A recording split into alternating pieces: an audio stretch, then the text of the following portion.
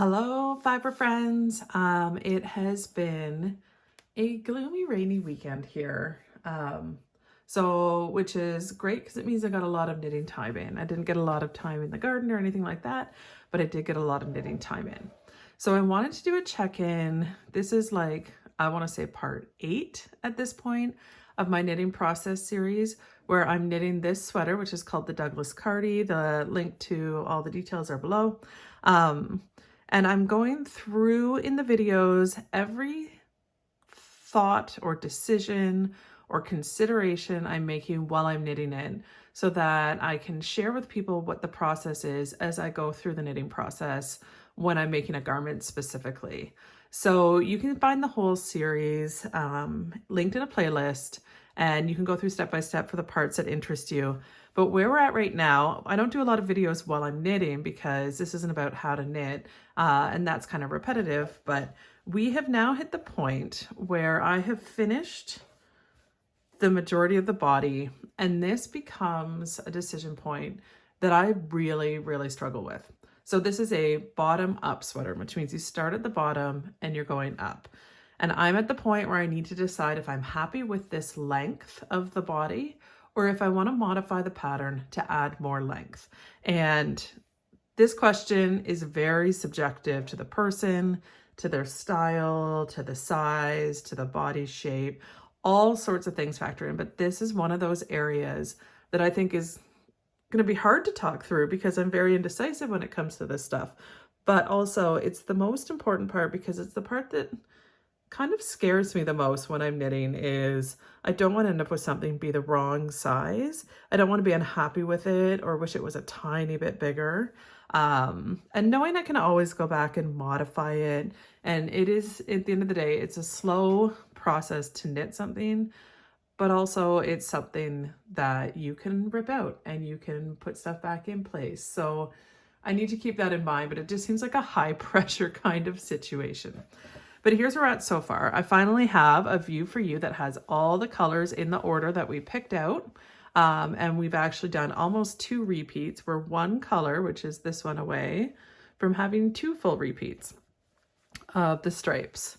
So I also figured it'd be good to show you where I'm at with my skeins of yarn, so you can see how far this yarn has taken me. That's another piece that I really like Ravelry for people who do use it, because you can see exactly how much yardage other people used in their patterns. But I'm always scared of yarn chicken as well. Anyways, so where we're at with this pattern is it is now, this is the body. And when I measure it, it's pretty much exactly 15 inches. And most people will get to learn sort of what sizes and lengths and different body measurements work for them. 15 is good for me for a sweater, but because this is a cardigan, I have the kind of body where I really like things to kind of cover my my apron belly from having my kids and try to cover a good majority of my butt. So that being said, this is where I always consider, do I want to make things a little bit longer? So the first thing that I always consider is I grab my gauge details. So you might remember this card. I had 2 cards actually. I don't know where the other one is. It's probably in my project bag. But this was listing my pre-block and post-block gauge for my 4.5 millimeter needles, which is what I decided to use in the end. The first thing I look at is, did the row gauge change? Which means, did it grow substantially? And this is non-superwash yarn. So we already know, and maybe you don't know, but non-superwash yarn tends not to grow nearly as much as superwash yarn. Superwash yarn is a little slipperier, it's been chemically treated, and it does tend to grow a lot more. So you can see here both my pre-block gauge. If you want to figure out what that is, go back to my earlier videos. I go through the entire process. Every single step. There's like 5 or at least 5 videos just about prep beforehand.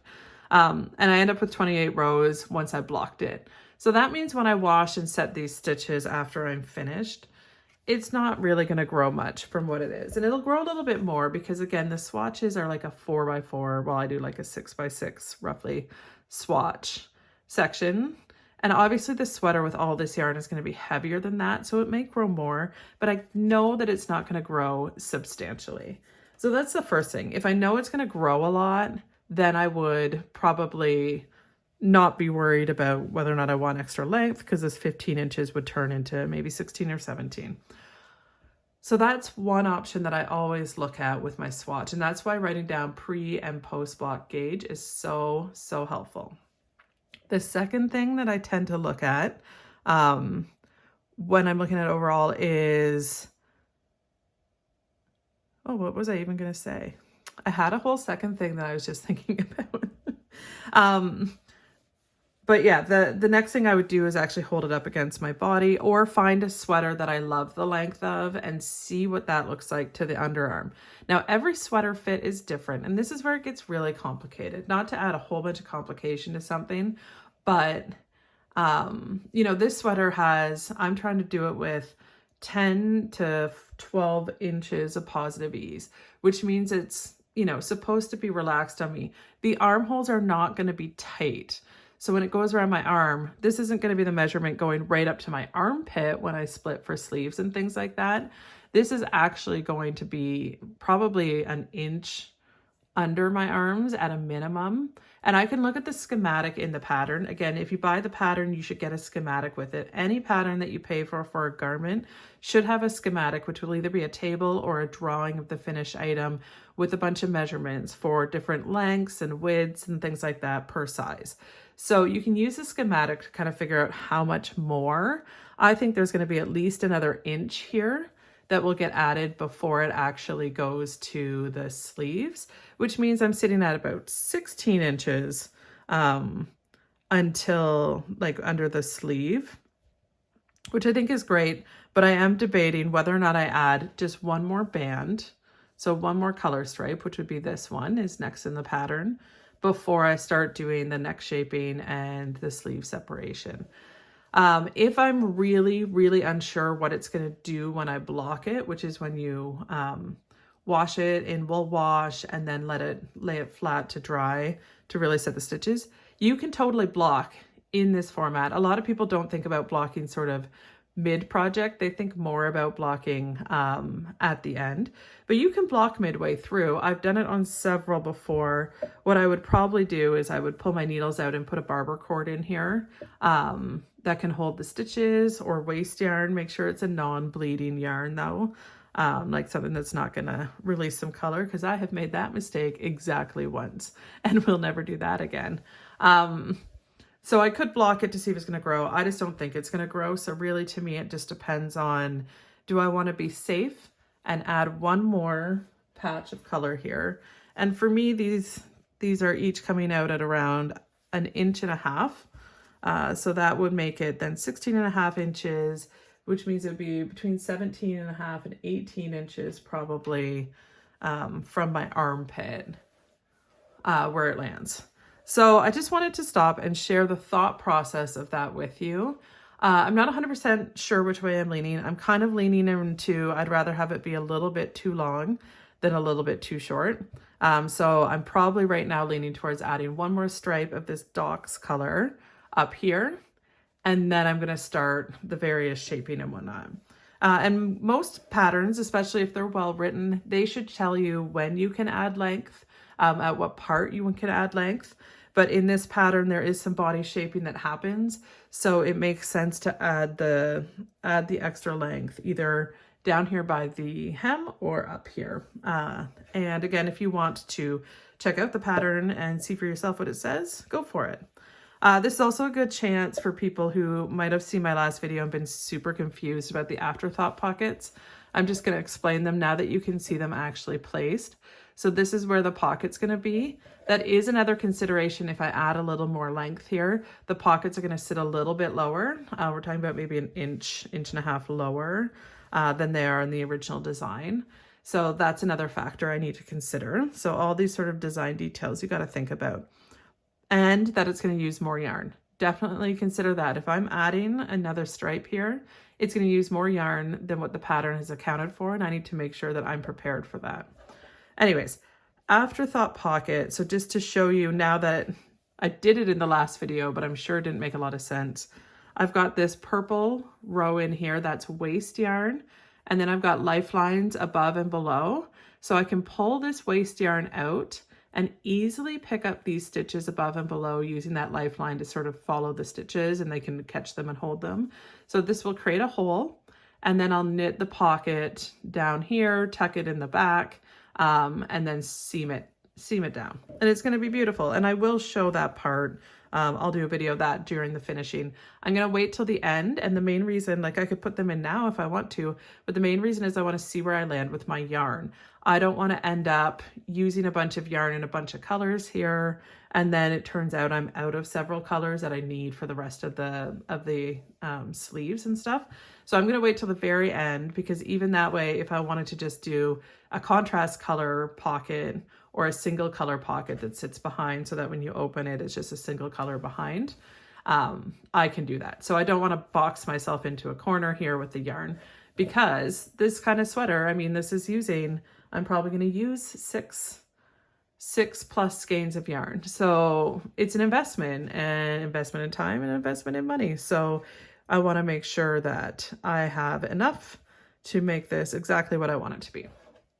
So on that note, I will say, so I've done almost 2 full repeats of the stripes. So most of the stripes I've done 2 repeats of, and I'll just show you where I'm at. So these ones I've done 2 stripes.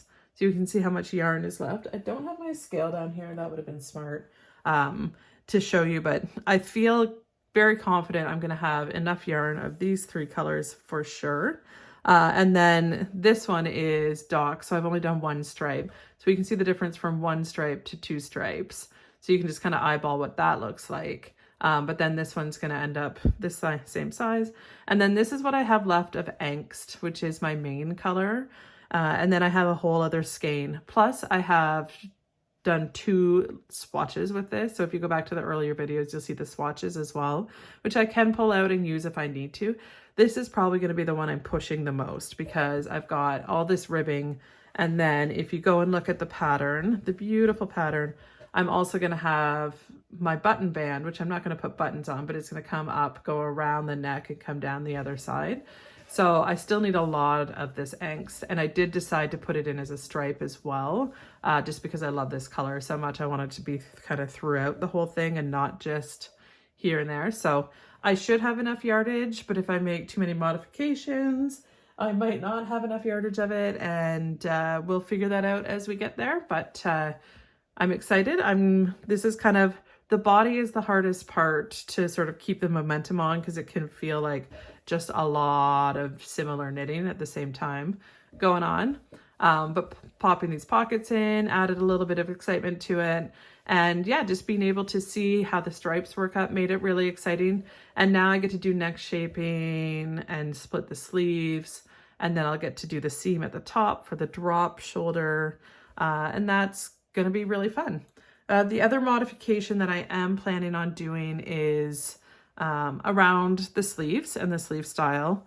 And I can show you, just because I have my old original Douglas here, that again, I didn't do a great job with. It was one of the first sweaters I knit. But it has, the pattern has sort of this pop out here on the sleeve to kind of help shape that drop shoulder. When I wear this drop shoulder part comes like way down to almost my elbow. I don't want to have this little extra bit in here. I'm just going to start the sleeve. So like this part, I'm going to start it here and just work straight up. And the only way that I know that is by making it before and deciding that it wasn't ideal. Like just shaping wise, it does come almost to my elbow. So I'm going to have my sleeve start more like here on it. So I'm just going to skip that step of casting on these extra bits.